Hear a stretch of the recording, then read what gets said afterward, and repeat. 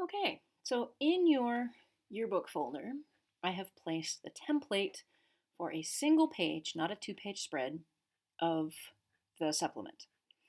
We are going to be working in InDesign, so you need to open InDesign. InDesign, oh, let's see, ID, right? Here. So once you open it, then you can either Command open to go find, let's see, on my desktop, I put the supplement template. Now, the interesting thing about this, see how this is an INDT file? That means it's a template file, not just because I called it template. If you open that, it will open not just that file, but a new version of that file. So the first thing you should do is go up and save before you do anything. Then you're going to call this your name. Demo 1 is fine. You're going to practice with this. You can do whatever you want to. You can make it as a rough draft, or you can just experiment. That's fine. But save as an INDD file, which is different from the one you just opened. Right? Now, this file has a couple of things going on. One, you will see we have some information at the top here. You may want to set in your preferences your units and increments so that you are looking at millimeters, right? I am looking at millimeters. You should be looking at millimeters.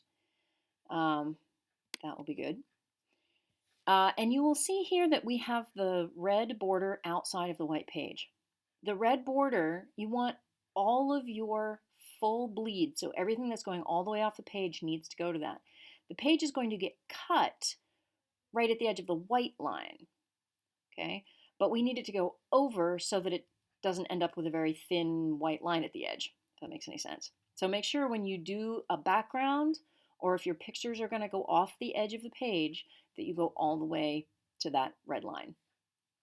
2, you are going to need to create some guides for yourself so that you know where the text needs to be on those pages. We need to have guides. Let's see. I do believe we are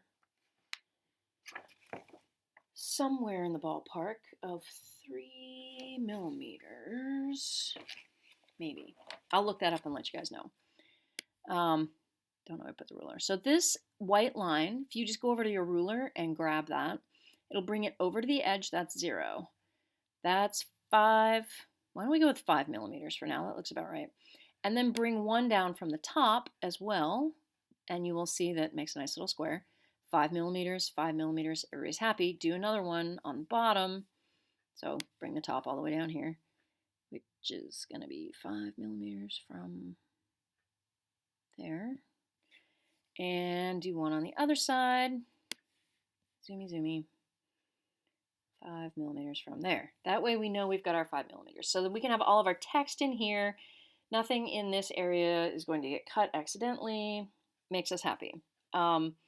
Luckily, we don't have to worry about page numbers, except when you do this for real, you're going to name your file your page number.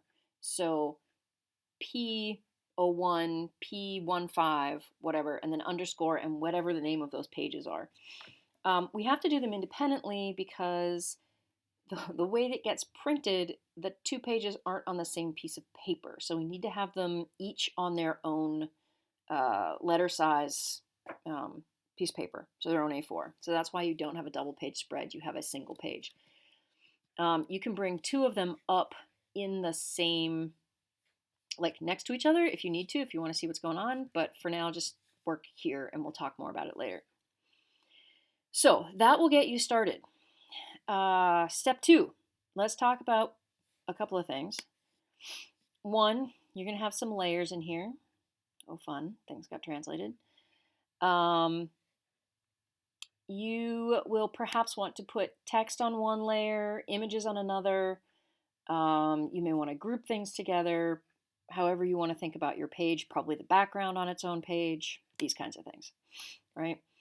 So you can also double click on a layer and title it so you can find things later.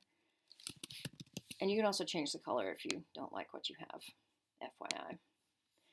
But then as you select the things that you put on the layers, they will turn that color. Okay, so now let's say I wanted to put in some pictures. I've got a couple of options.